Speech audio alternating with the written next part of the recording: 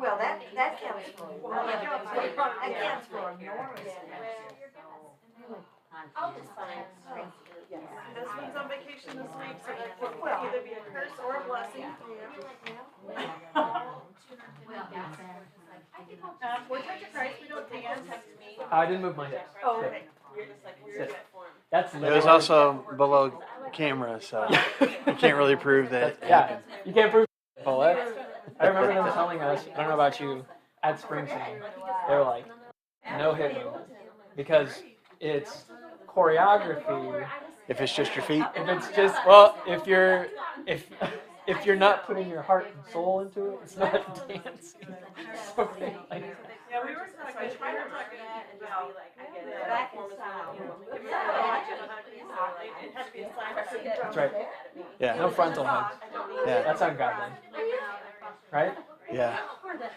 My youth minister was adamant that he never frontal hugged any woman from church, teenager, anything like that. And I respect his, at least commitment to that. Yeah. I mean, Whatever makes you feel better. yeah. I would understand that. I would agree with that. Okay. First things first. Tracy's already mentioned it this morning, but like after church on Sunday, I ended up. I may have to mention this on Sunday morning again. I may have ruined people's conversations, or at least initiating conversation with people at church. Because, yeah, what do you say? Hey, how are you? I'm fine. And like, I know. Everybody just even Sunday morning after church, because the sermon, for those of y'all who don't know, or those of you watching online that don't know, the sermon was about how we say everything's fine, everything's not fine, and then walking around greeting people after worship, and, how are you? I'm good. I'm fine. I'm like, really? No, you're not. Really, I am. I promise, I am. I really am fine. So now we got to second guess all of our. Are we actually fine or not? Or just be truthful. Yeah. Oh, yeah. Or just be like, okay, get comfortable. Here it comes. Let me tell you what. How are going you? on. Let me tell you. Yeah. Okay, have a nice lunch. Yeah. Have a nice lunch. I'll pray for you. Yeah. Yeah, that's right. Oh, I'm so sorry. Yeah. On Sunday at 12 p.m. Everything's not fine. Oh, that's a shame. I'll see you later.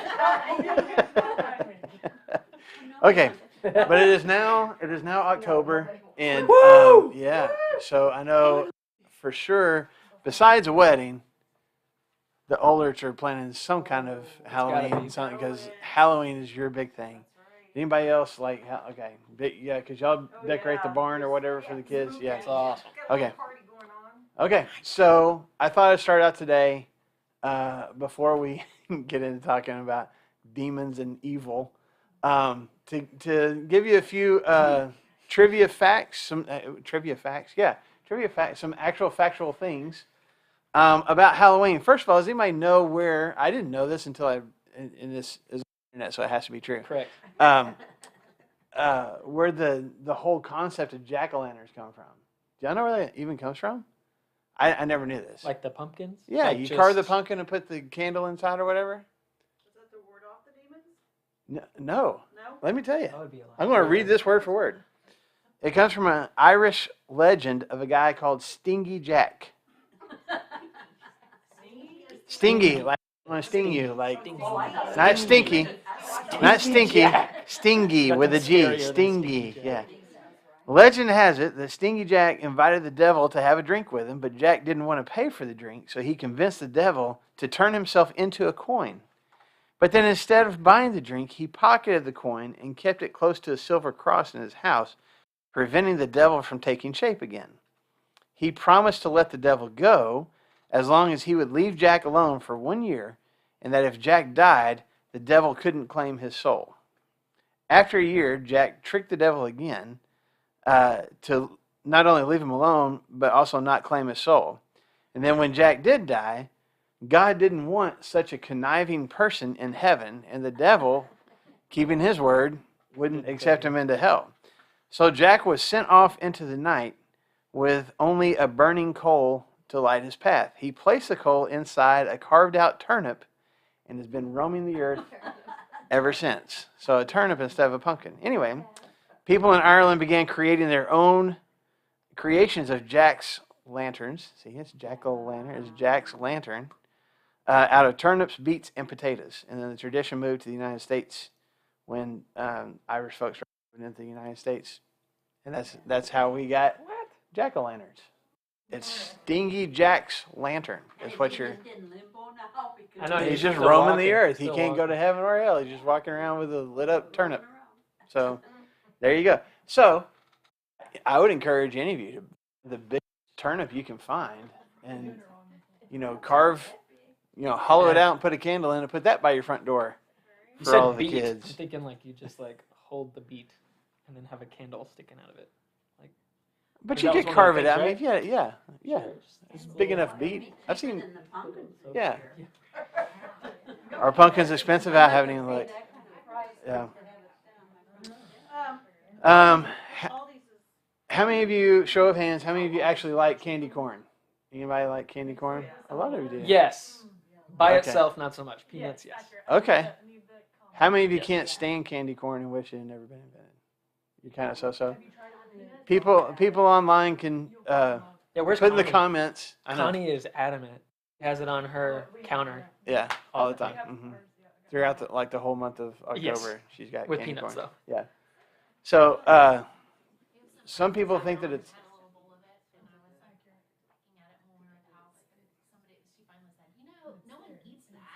It just sits there. Yeah. Oh. Who knows how long it's been there too? They just recycle it every year. Candy corn will last. It'll last a while. Let me tell you. 18 inches tall. What? Turnips can get Turnip. to See, 18 inches 1.5 tall turnip. You can carve that thing out and put a candle inside it. Happy Halloween. So candy corn, mix it with different things. Mix it with the salty to go along with the sweet. Some peanuts or something like that. When I was a little kid, I used to take them one by one and bite off the different colors. So you start with the white, and then yeah. I would press them on from canines. Yeah, and you have candy corn fangs. Yep. Okay. Yeah. Their original name, of candy corn was chicken feed. Sure. They were created in the 1880s by a guy named George Renninger, and then he sold them to the Goelitz Confectionery Company, which is now the Jelly Belly Company, in the 1980s. But corn was what was used to feed chickens, and so he created them and called them chicken feed. And the original box that they came in was marked with a big rooster. So you're eating chicken feed, apparently.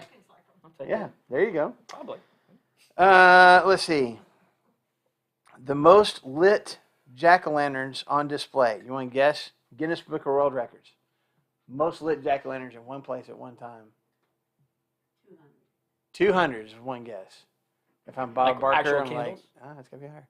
Yeah, actual lit, yes. Lit jack-o'-lanterns. We got a guess of 200. You might want to go higher or lower. 459. Anybody else want to bid? Say, is it the same as The Price is Right or lower wins or whatever? Not in this one. Go for 1,100. 1,100. I don't Okay. know. Okay. Right? Yeah. Oh, yeah. 10,000 people all like. Bring one jack-o'-lantern. Okay. So you want to go 10,000? 10 grand, yeah. 10,000. There's a city that got into this, so I'm gonna go. 10,000? Okay. Someone's home. Okay. Right at their home. I don't know. That's where- It's in the city of Keene, New Hampshire. It's either Keene or Keene. I don't know. Keene. 30,581. They got together and lit 30,581 in 2013. Yeah, that's got to be just, hey, let's set a record. So, yeah. I was gonna That- say we should make this like a church activity. Yeah. Have the city involved, but Yeah. I don't know, 30,000. 30,500. And then I don't know. So the sentence in this little paragraph says that they've broken the record 8 times over since the original attempt. So I don't know if 30,001 is in the books and then they've broken it since then. I'm not sure. But Guinness, the official Guinness Book of World Records in 2013 was 30,581. Yeah. Oh, it had to be. It had to be. Well, and then on the news it said how many lights in Fayetteville, and I was shocked. I mean, they're putting them up today. On the square? Getting ready. And they said the amount, and I don't remember, but I'm like, Million? Hardington. I would think it's a million. Right. Yeah. Okay, so different legends around Halloween. One piece of old English folklore, just superstition, is that on Halloween, I mean, you got to avoid black cats. There's bobbing for apples, different things. But on Halloween, if a young unmarried person walks down the stairs backwards at midnight, holding a mirror, the face that appears in the mirror is going to be their next significant other. how about an old lady? I don't know if Make there's that happen. I don't know if there's an age limit or not. Maybe you can try it. I was Yeah, gonna say, young is just an adjective. we're going to It's get a another phone word. call that Sherry Oh. broke her hip falling downstairs. What was she doing? What was she doing though? Well, she had a mirror. It was midnight. Stop. We don't want to hear it. Anyway, all right. So if you know someone who's looking, I guess, for a significant, we should probably tell that to the girls at Harding and stuff. Like, Yeah. hey, you looking Young for a guy? adult, young adults. Yeah. Okay. How many of you have seen? Oh gosh. How many of you seen the Halloween movies? You know what I'm talking about? The like not just random Yeah. Halloween, the scare movie. Have you seen all of them? Yes. There's a new one that just came out. Halloween ends. I don't know No, what it's- it I is. think it's No, got- HBO's already happened. It's got that one lady in it. Super funny. Jamie Lee Curtis? Yeah. She's been in all of them. She was in the She original. has? Oh, I'm so behind the times. I'm so This sorry. is where Brandon. I'm terrible. I'm so sorry. This is where I'm Brandon signing off. proves that he's a millennial who Watched doesn't Hocus know Pocus things. 2 the other day. Oh my gosh. Okay, the original Halloween movie. Okay, the bad guy. His name is Michael Myers. He's got the mask, right? Does anybody know what that mask originally was? It's not the hockey It's mask the is other one. Friday the 13th. Jason wears the hockky mask. Michael Myers wears this other mask with the eye holes. It's like somebody's face, right? It is because it was 1978, I think. 1978 was the original movie. The budget for the movie was so tight that they went and bought a $2 William Shatner mask from Star Trek. It's William Shatner, and they spray painted it white and made the eye holes a little bit bigger. But it's William Shatner's face. I forgot it because I saw an interview with Jamie Lee Curtis where she Yeah. was talking about the budget for that. Like they made that movie on a ridiculously low budget. Yeah. Like in the thousands, not Yeah. even like the Yeah. tens of thousands. Like it was Yeah. crazy. So Michael Myers is actually William Shatner, in case you want to know. Halloween originally came from a Celtic festival known as Samhain. Is that how you would pronounce that? For sure. Samhain. For sure. Samhain. My Celtic is a little. I don't know my rusty. Celtic. I know. I haven't studied Celtic in a while. So, but during that, it's the end of harvest festival that that Celtic people used to celebrate, and people would bonfires and wear costumes to ward off evil spirits. So you would scare the evil spirits away, or at least the evil spirits wouldn't know who you were because you had a costume on. And then the 8th century Pope Gregory III had decreed November 1st as All Saints Day.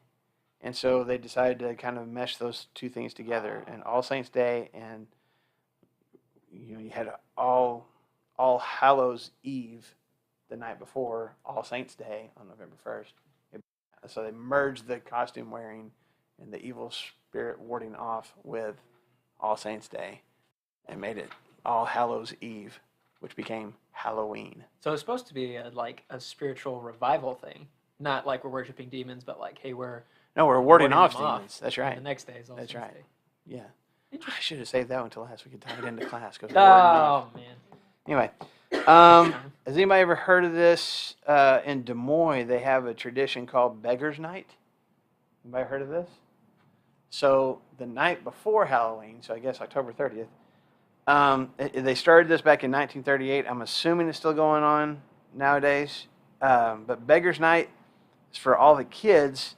They go around to all the different houses, similar to trick or treating, but the kids are required to tell a joke or a poem or perform some kind of a trick before they get the treat. So I don't know. I don't know if they go out again the next night or if it's just a totally different night whatsoever. I'm not sure. Do they? Where the kids do they do it on Halloween? No. Okay. Connie, you missed it. We were asking where you were as we were having a conversation about candy corn. Is there candy corn on your counter? Of course there That's is. what I thought. It's October, right? It's October. Of course there's You candy said corn. it like, Yeah. are you kidding me? Of course. Peanuts. Yeah. Uh-huh. But you said they do that and Yeah, they beg for things actually. Mhm. Like, even, they'll have like old clothes and things and they'll beg for the. Yeah. It's just beggars. okay. Well, they call it, so Des Moines does it where you have to tell a joke or quote a poem or something like that. Yeah, So the kids come up with all the dad jokes that they possibly can and walk around door to door and just anyway. And then if you didn't accept, what they said the next night, they'll trick you really bad. Oh, well. So you better be nice. So it really is literally trick or treat. Yeah. Yeah. You better be nice to them on that night because the next night they'll get you. Okay. Good to know. All right. Last one I have here is just to let you know that the White House is haunted, in case you didn't know that. Did y'all realize that? Okay. The most common ghost sighting, who would you think? Samuel Adams. The White House didn't even exist when he was alive. I'm just saying. That's why he would haunt it. He's jealous. Huh? Yeah. Lincoln is the most common ghost sighting that people who have lived in or I guess stayed at the White House have seen. He has been witnessed by Eleanor Roosevelt, Queen Wilhelmina of the Netherlands, and Sir Winston Churchill. Churchill saw Lincoln's ghost in the White House, for whatever that's worth. Other ghosts that have been seen include Andrew Jackson, David Burns, I don't know who David Burns is, and Abigail Adams, the wife of John Adams, for whatever that's worth. So there you go. Maybe a Loretta Lynn ghost now because she died today. Oh, that's sad. I didn't know that. Wow. I just heard it on the radio. Loretta Lynn died. Wow. 90 years old. Do you know who that is? I do. But it's been a long time. You were watching Coal Miner's Daughter yesterday? Yeah, how ironic. Like, did you, like, channel surfing and it was on? Okay. I didn't know if you were, like, Oh, no, not. scouring Netflix or something. Like, you know what I want to watch? I want to watch Coal Miner's Daughter. Huh? I'm gonna Google it. Because do I know who Loretta Lynn is? Oh, no. she said that to you in confidence. Yeah. She's like, can you tell me who? I figured you needed it. No, he said he knew. I said that I know, He but said I he don't. knew. Julio and Loretta Lynn. I said, do I know who Loretta is? Yeah. I know who Loretta So there's got to be a third coming up soon, right? Because Coolio, Loretta Lynn. Yeah.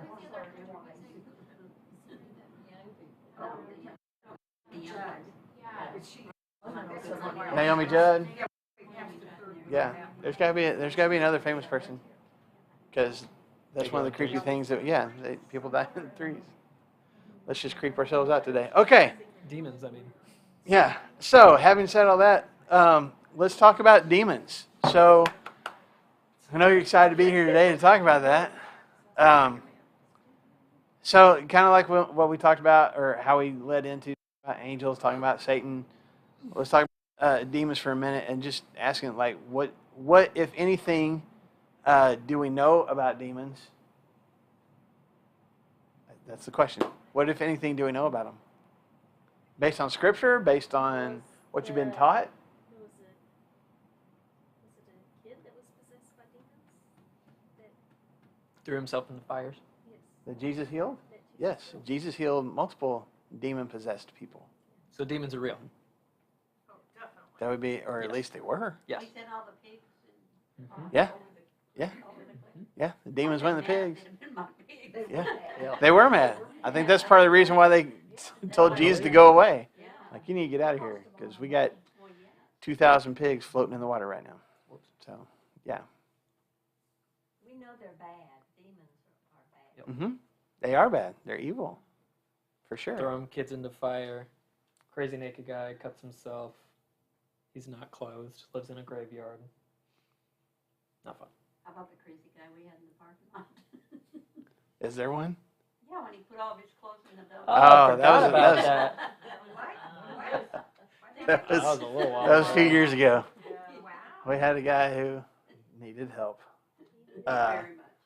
Yeah, he showed up and stripped down to his underwear, put his clothes in when we used to have the clothes donation bin out here on the parking lot. He threw all his clothes in. When didn't they go buy him some new ones and then he? The same They went and thing. found some, and then he Yeah, went and, then- yeah. And then Right.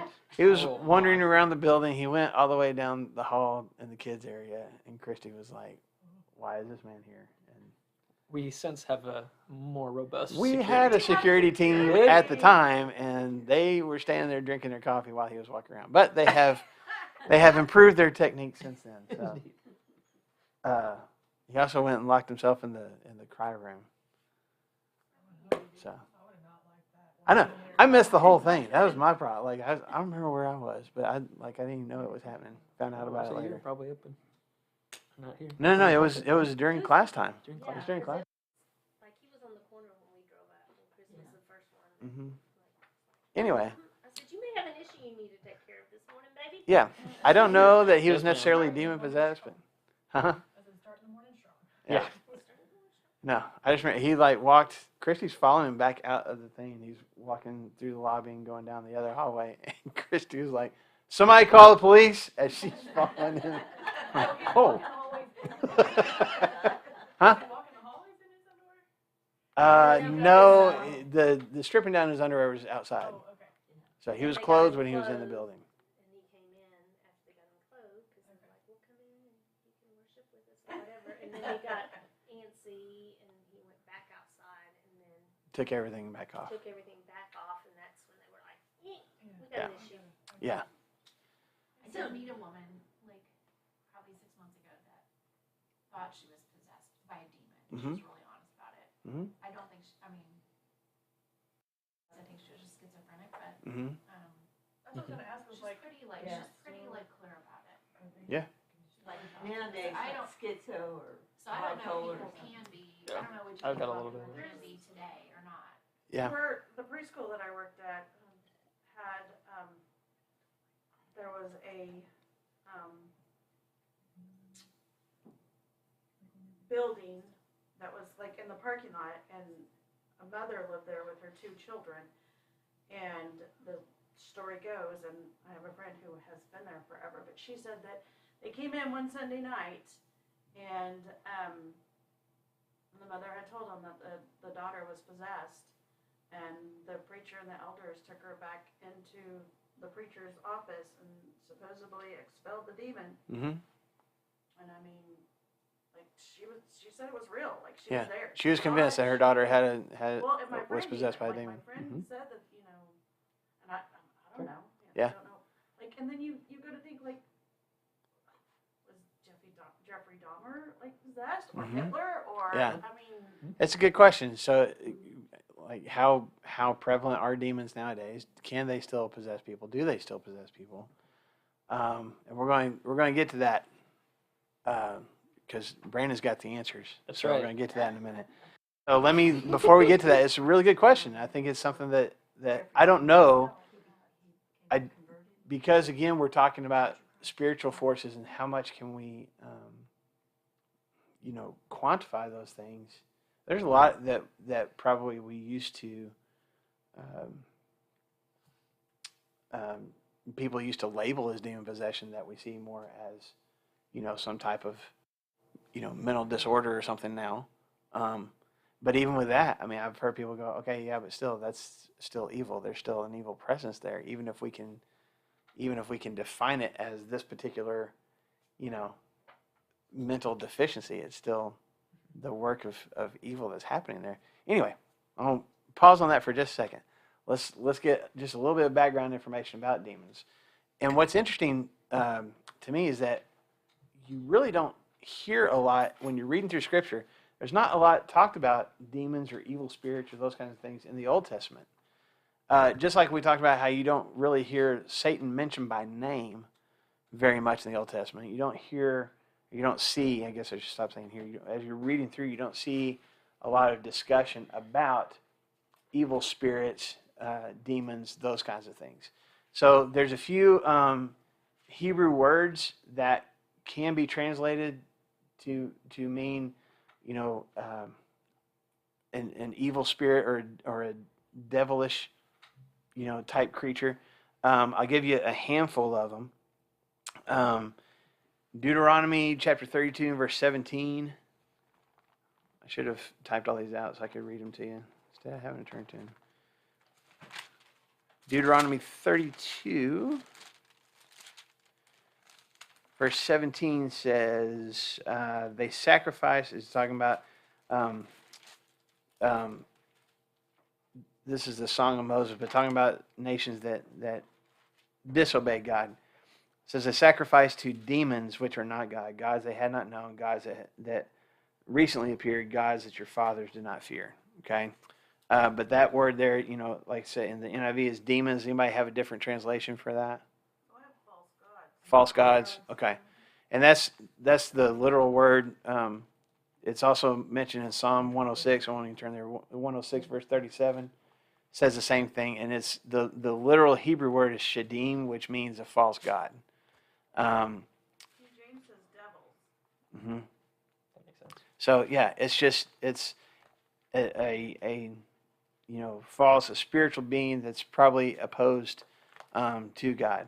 There's another one, another Hebrew word called sarim. That was shadim. This is sarim. If you go back from Deuteronomy to Leviticus, chapter 17.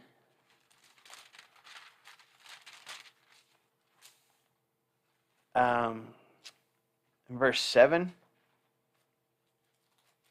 Says that they must no longer offer any of their sacrifices to, the NIV says, goat idols, to whom they prostitute themselves. This will be a lasting ordinance for them and for the generations to come. Maybe your translation says demons there. Goat demons. Goat demons. Okay. So this seems to be more about like idol worship, that there were idols in the shape of or in the form of goats.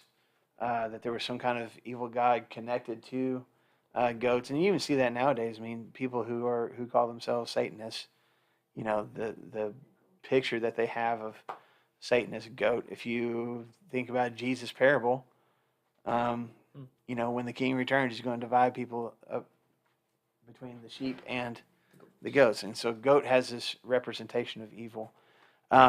It literally, that Hebrew word literally means the hairy ones, but you can think of like a hairy goat, you know, with the beard, the kind of, you know, it's not wool, but the kind of hair that goats have. You see another indication of it in 2 Chronicles 11, and this is when Jeroboam had set up idols, and when Israel and Judah divided into two kingdoms, and Jeroboam was worried that the people of Israel were going to go back to Judah because they were going to the temple, so he set up idols. And 2 Chronicles chapter 11 and verse 15 says he appointed his own priests for the high places and for the goat and calf idols he had made.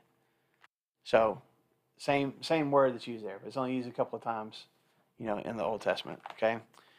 And then there's one more, and this is kind of an odd one. I'm just going to share this with you, just, you know, I don't know, for interest, if nothing else. Is in Isaiah 34.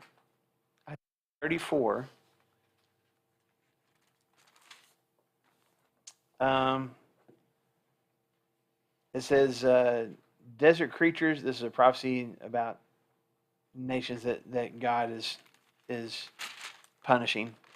It says, desert creatures will meet with hyenas, and wild goats will bleat to each other. There the night creatures will also repose and find for themselves places of rest. Does anybody else have something else there besides night creatures? Desert creatures?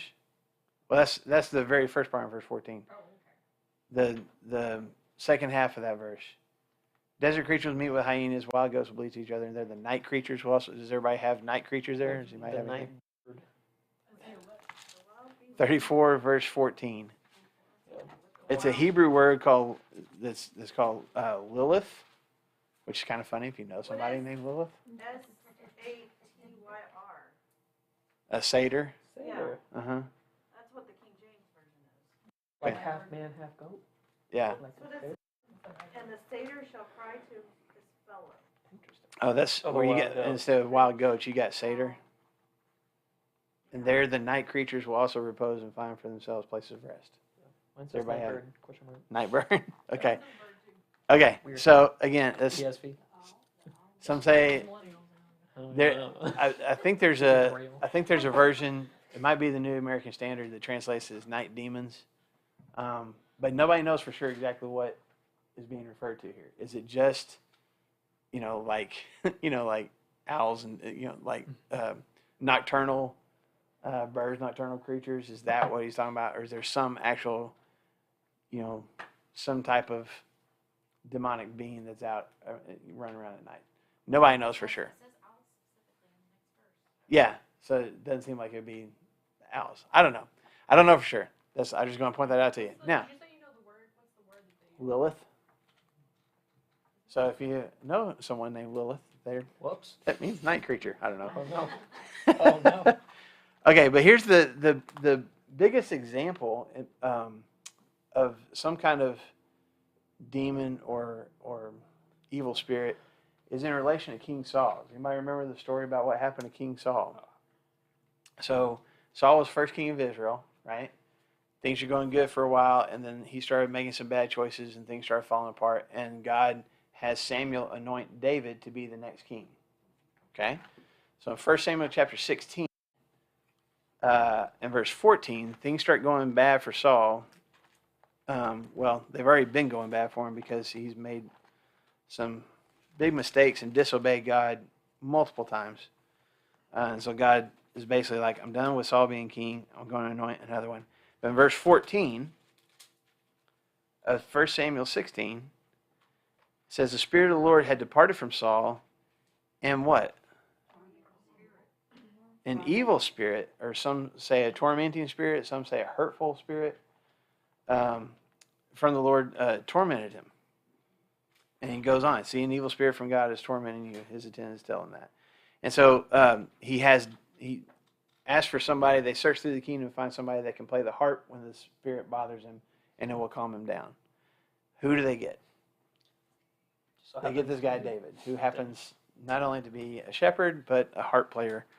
And it soothes him. And every time the spirit comes on him. Now, interestingly enough, it calls him an evil spirit multiple times. I think maybe in chapter 18. I don't know. Whenever Saul is having this experience, it talks about an evil spirit. But where does it say that it comes from? From God. So that's weird, right? When we're talking about something that's evil coming from God, that doesn't make sense, does it? Huh?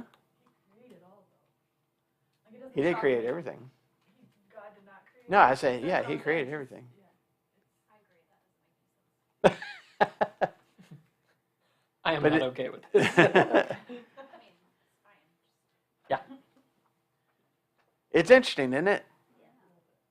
Because it seems like God sent out an evil spirit, which we could go back to our discussion of God using, Satan to test Job and different things like that. Like, that doesn't fit with our, at least nowadays, our perception of who God is and how he works, right? So how do we, is God using evil? I think that's what he does with us, right? My mom says every now and then that, oh, that was just God putting you back in your place, young lady. When something bad happens, God's just putting you in your place? Yes. Yeah. Or, It's she the thinks, consequences to you. yeah, well, Yeah. it's usually if she thinks that I'm like, she says, if I'm, not that this makes sense, but if I'm being too big for my britches, Uh-huh. Sure. then God will, and I'm like, I can't believe what happened today. She was like, I told you. That was just God. I told Thanks, you. Mom. I told you God was going to get you. Yay. So I was always like, that makes no sense. Yeah. But I guess it does. Yeah. She was right. Yeah. Yeah. Too big for his britches. I will tell her. So Here's my answer to that, and this is what I heard.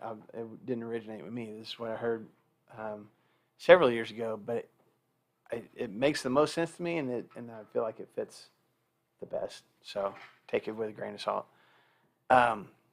but I don't think, and this teacher that I heard this from didn't think that this is necessarily saying God created something evil and used it as an agent for his purposes, but that he allowed things to happen. He allowed Job to be tested in the way that he was. He allowed, the Israelites to be conquered by the Assyrians. There were bad things. He sent plagues. I mean, there's difficult and bad things that God sometimes generated, sometimes just allowed to happen. If you go back to 1 Samuel 16, verse 14, the first thing it says before the evil spirit from the Lord came, what does it say?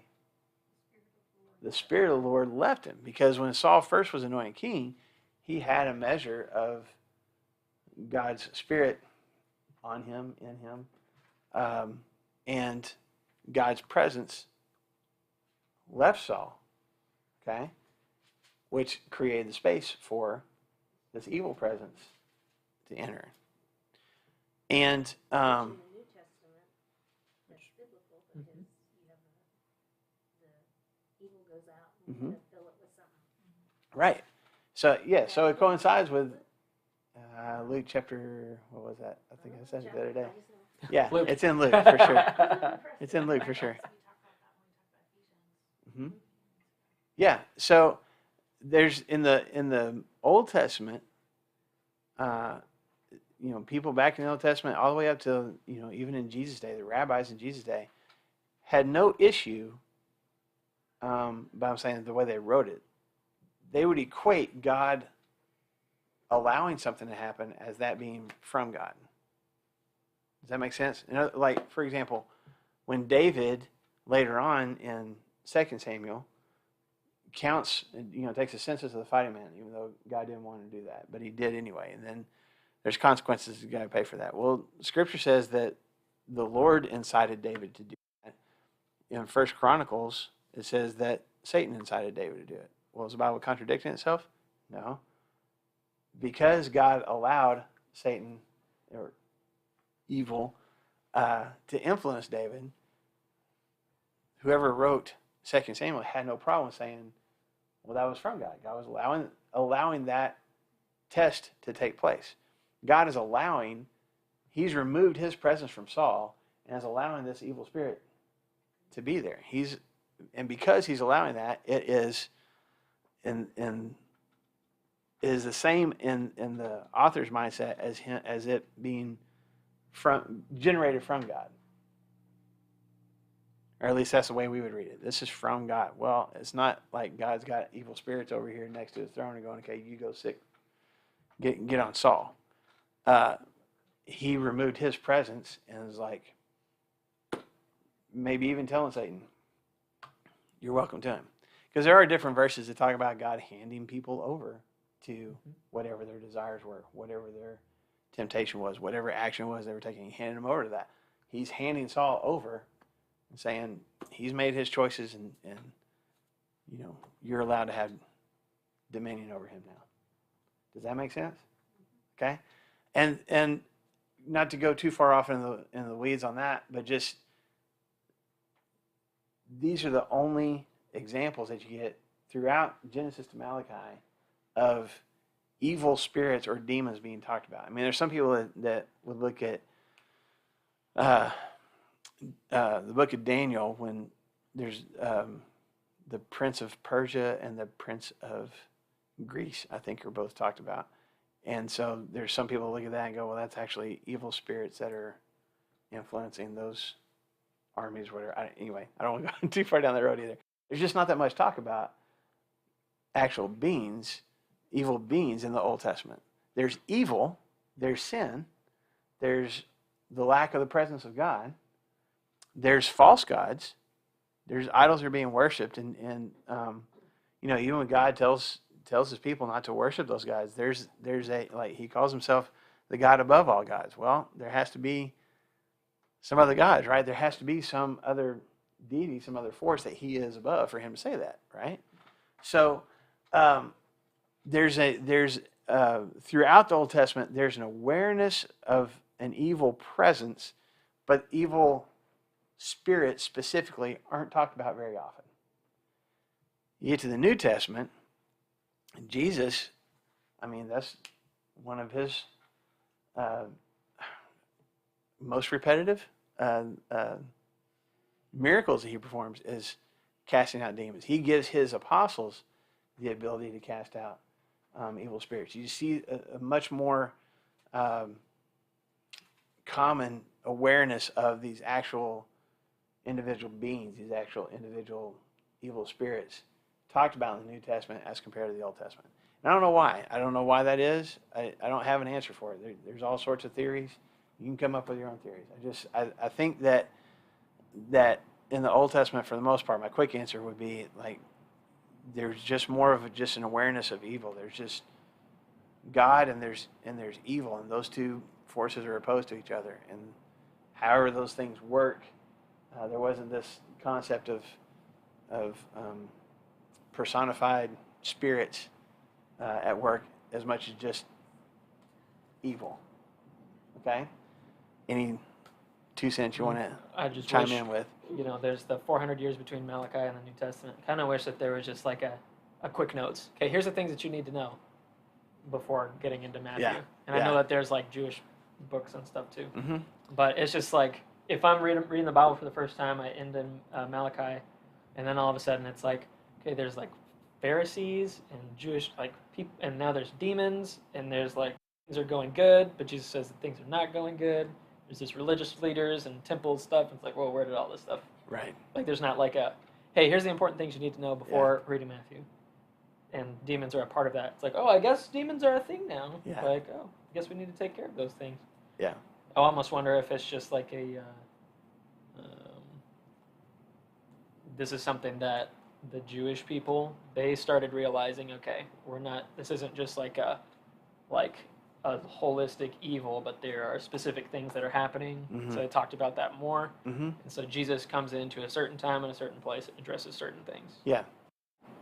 Yes, I think that I'm saying all that to say I think evil spirits existed in the Old Testament.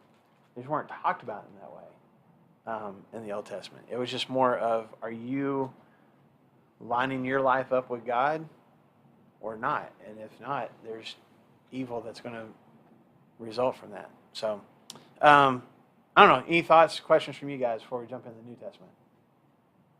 Does evil spirit, like the root of evil spirit and demon, are they the same word or two different words? Two different words. Good question. That's what we're about to talk about. So I gave you the words in Hebrew. So let's talk about Greek words for a minute. Okay? There are 3 different words that are used in the New Testament to talk about either evil spirits or demons. The first one is, and the first 2 of these are actually 2 words. It's evil spirit or impure or unclean spirit, depending on what your translation says. And those are 2 Greek words as well. So the first one for evil spirit, the word for evil is poneros, and then pneuma is the word for spirit. And this combination of words, I mean, it's the word for evil and the word for spirit, so it's evil spirit. But the only places that you find that combination of words is in the book of Luke and the book of Acts. Guess who wrote those? So Luke knows. Luke wrote Luke, and Luke wrote Acts. So that was one of his preferred ways to describe, the evil spirit. So just one example. I think there's probably like at least half a dozen, but I just wrote down one. Is in Luke chapter 7.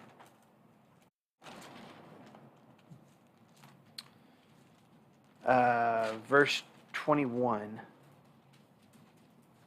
Luke 7, verse 21. At that very time, Jesus cured many who had diseases, sicknesses, and evil spirits, and gave sight to many who were blind. Okay, so that's just one example, but they're all every time that combination of words is used, it's only in Luke and Acts. All right. Then there's another word that's akarthetos, which means impure or unclean, and then combine that with pneuma for spirit. So it's an unclean spirit or an impure spirit. And this is more commonly used term, at least in the Gospels. This is one that's used more often by it's used by Luke as well, but it's also used by Matthew and Mark. So Matthew chapter 10, verse 1. It's probably the first example you'll find in Matthew. Matthew 10, verse 1, he called his 12 disciples to him and gave them authority to drive out. And the NIV that I have says evil spirits, but it has a footnote that says unclean. The actual Greek word there is for impure or unclean. Okay? And the only difference between those two things is between those two words is, one is specifically addressing evil. Like this is evil in its origins and is causing this person perhaps to do evil things. Unclean seems a little bit different in that it's something that might make you ceremonially unclean. It might be something that causes diseases or something like that. It is, and that's the only difference. But I still think those terms are interchangeable. Would you think? I think so. Yeah. I think that the unclean is, like you said, produces more of the, I think that the Jewish people, especially with Matthew, it's talking to Jewish people, that would be like, okay, if it's a particular demon that leads you into a place where you can't come into contact with God anymore. Yeah, I can't come to the temple. I can't be around other people. I'm unclean because of this thing that's in me. Right. Yeah. Do you really think like these are literal demons versus like this is how they were describing like mental illness back then? That's a good question. More. Sometimes I wonder if it's like they Mhm. just don't have a word for like schizophrenia or things. Mhm. And I don't know. It's a good question. It's a question that comes up a lot nowadays because we have so much more awareness of different, diseases and mental illnesses and things like that. And like the boy in Mark chapter 9 that's described as having this demon, and the way the father describes it says he becomes, he stiffens up. It throws him into the fire. He shakes, robs him of his speech, throws him into the fire and the water. It's a description. And matter of fact, he has like the demon seizes him while Jesus is talking to his dad, and they're just watching it happen. And so it looks like an epileptic seizure, which may be what it was. At the same time, there's, Jesus goes on to call that demon out. Yeah. So I think there, And sometimes the demon talks back. right. So I think there's something to be said for I don't want to give people like that have epilepsy like you're demon possessed. like it's not like they're not evil. Right, Yes, right. I don't want to but I just wonder. Mm-hmm. But to your point, I think that's one of the distinctions with some of these evil spirits, unclean spirits, that are described, at least in the Gospels. It seems like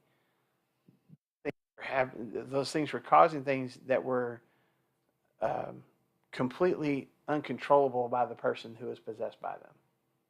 Does that make sense? Like it was something that was happening to them that they had no control over, and Jesus set them free from that. So can some of these things would they be equated, would we equate that with mental illness nowadays? Probably. May have been mental illness or some, physical disease like, epilepsy or something back then. But that doesn't negate the fact that there was an evil presence that was causing it. At least at that time. Kind of thing. Go ahead. No, I'm saying there's healing that took place. There was diseases that took place, leprosy and things like that Jesus healed, that doesn't say that was caused by a demon. But then there's also, like, he's healing diseases and casting out evil spirits. So even if it was a mental or physical deficiency or disease, it's still a spirit that's causing that in some people. Like, not all diseases were caused by possession. I don't know. I'm starting to talk in circles. Whatever you're going to say. No, I think that's all. It all makes sense. I think like in Jesus' day, it makes sense of like if Daisy started having the same episodes that this boy was having, then all of us in this day would be like, well, she's got a demon, and that there's no doubt it makes 100% sense to all of us. If that were to happen today, none of us would say, well, she has a demon. If I said that to her, you guys would be like, what is this guy breeding? Like, Yeah. What is this, right? But think about in Jesus' day, that totally makes sense. But in today, in 2022, for us to say that, like, I don't think, and this is an opinion, I don't think that Satan puts it that much in front of us for us to be. I don't know. I think he uses different tactics nowadays, and I think that some of these things could have spiritual, demonic things, like some of the diseases or whatever that we may have, as far as just like there's like some spiritual aspect of those kinds of things. But in Jesus' day, it would make sense to say you have a demon and everybody understands. Nowadays, that's not a tactic. Evil one would be like, I'm going to possess you, and everybody's going to understand that you have a demon, and we need Jesus to come and to exorcise the demon and stuff. Instead, it's like, okay, here's these diseases or sicknesses that are caused by evil, right? Mm-hmm. So, maybe not every, kind of to your point, not every mental illness or something, well, they need to have a demon exorcised from them, right? But all of us have gotten sick. All of us have gotten, have dealt with sickness and one, even little stomach bugs, something that my kiddos are dealing with. Like those things are a result of the fall. Those things are a result of evil. Because there's just sin, and because there's just disease and brokenness in the world. Right. Mm-hmm. So, all that to say, I'm not sure you could say like this person who has epilepsy. Well, if you just cast the demon out, then they would be fine. I don't think that that's true.